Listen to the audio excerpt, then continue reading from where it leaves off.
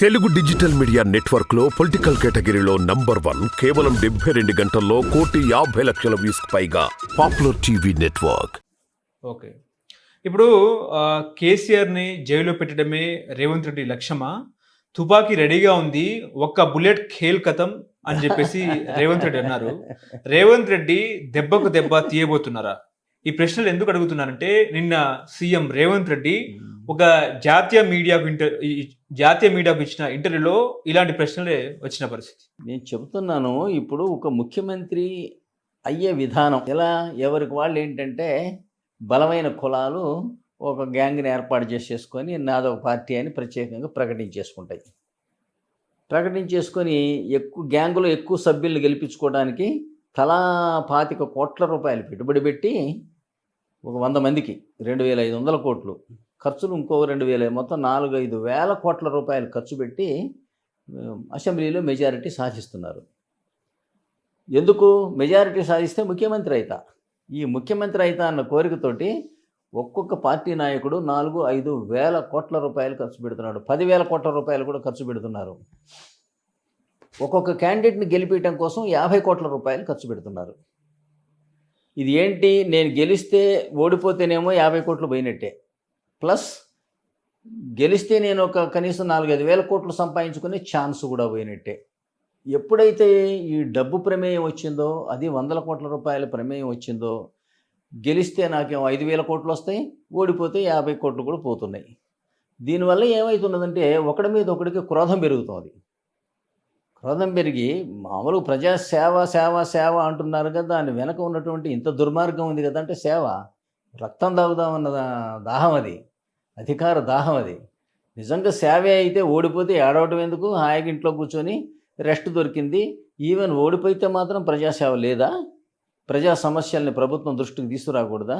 ప్రతిపక్షాల్లో కూర్చొని బిల్లులపై చర్చించకూడదా? మరి ఎందుకు ఏడవడం, బోరు నేడుస్తారు ఓడిపోతే. ఇది ఎందుకు వస్తున్నది అంటేనేమో అధికారం వస్తే నాకు ఇన్ని వేల కోట్లు సంపాదించుకుంటా అన్న ఆశ. దీనివల్ల ఏమవుతున్నదంటే ఎదుటివాడిని రాజకీయంగా విమర్శించే స్థాయి పోయి వ్యక్తిగతంగా విమర్శించడం మొదలుపెట్టారు. వ్యక్తిగతంగా విమర్శించడం పోయి బూతులు తిట్టడం మొదలుపెట్టుకున్నారు. బూతులు ఇంట్లో వాళ్ళు ఆడవాళ్ళని సహా కలిపి మరీ తిడుతున్నారు. తిట్టి మరీ భాషని దిగజార్చి సన్నాసని, బొడ్డని, ఎదవని, ఏది పడితే అది ఒకళ్ళొకళ్ళు తిట్టుకొని, ఎందుకు దేనికోసం తిట్టుకుంటున్నారు? ప్రజాసేవ చేయడం కోసం ఇంత పోరాటమా? మొన్న రేవంత్ రెడ్డి అన్నాడు కేసీఆర్ డ్రైవర్ తీస్తా అంటున్నాడు. కేసీఆర్ డ్రైవర్ తీస్తా అంటాడు. డ్రాయర్లు తీయటం ఆల్రెడీ జరిగింది. తమిళనాడు అసెంబ్లీలో కరుణానిధి అండ్ పార్టీనేమో ఏమో జాకెట్ చింపాను, నెక్స్ట్ ఏం అధికారం లాగలనే ఆయన పంచబీకిచ్చింది. ఇది సహజం అయిపోయింది.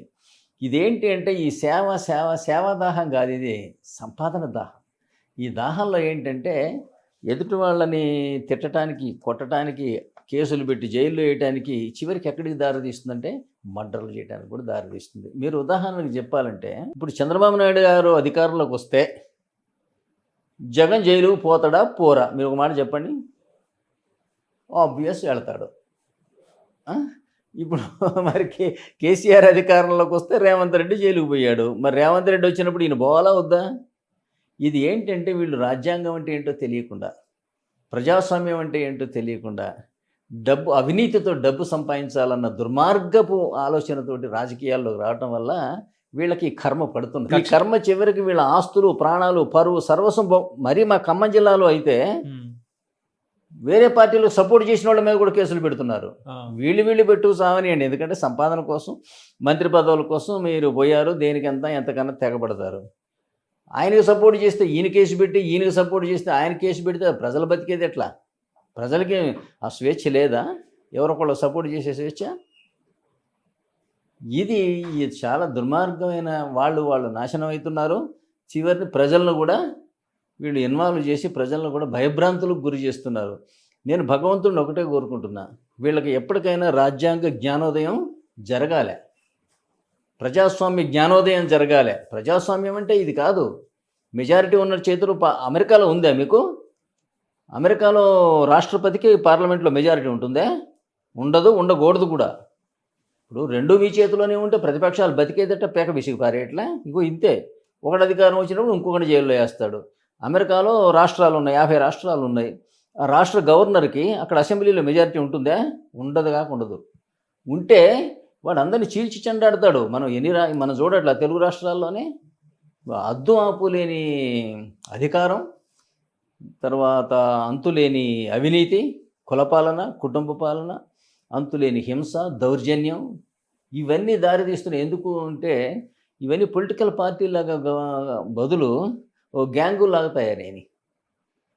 ఒక గ్యాంగు తయారు చేసుకోవడం, ఒక పార్టీ పెట్టుకోవడం, గ్యాంగులో ఎక్కువ మందిని గెలిపించుకోవడం, ముఖ్యమంత్రి అవ్వడం, రాష్ట్రాన్ని చెరబట్టి పిండి పారేయటం, ఇది రాజకీయం అంటే అని అనుకుంటున్నారు.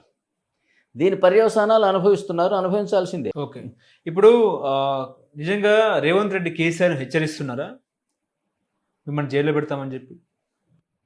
హెచ్చరికే. ఇప్పుడు జరుగుతున్న దాని ప్రకారంగా అట్ట చెయ్యటం రాజ్యాంగబద్ధం కాదు, ప్రజాస్వామ్యబద్ధం కాదు అని నేను చెప్పా. కానీ మరి మీరు చేసింది అదే పోయినప్పుడు ఈయన కూడా అదే ఎందుకు చేయకుండా ఉంటాడు? ఓకే, మీరు చేయలేదా? మీరు చేసినప్పుడు ఈయన అదే చేస్తాడు కదా. ఇప్పుడు నిజంగా నేను చెప్పిందంతా ఇదంతా విని రేవంత్ రెడ్డి గారికి రాజ్యాంగ పరిజ్ఞానం లేకపోతే ప్రజాస్వామ్య పరిజ్ఞానం వచ్చేసినాయి అని అనుకోండి. అయినా కూడా కేసీఆర్ని జైల్లో పెట్టడం ఎందుకు ఆగుతాడు? మనసులో కసి ఉంది కదా. నువ్వు నన్ను పెట్టి అప్పుడు పెట్టిన రూలే ఇప్పుడు వర్తిస్తుంది, నేను కొత్త రూల్ ఎందుకు తీసుకొస్తా అంటాడు. అందువల్ల ఏంటంటే మోస్ట్ ప్రాబబ్లీ అదే జరుగుతుంది కూడా.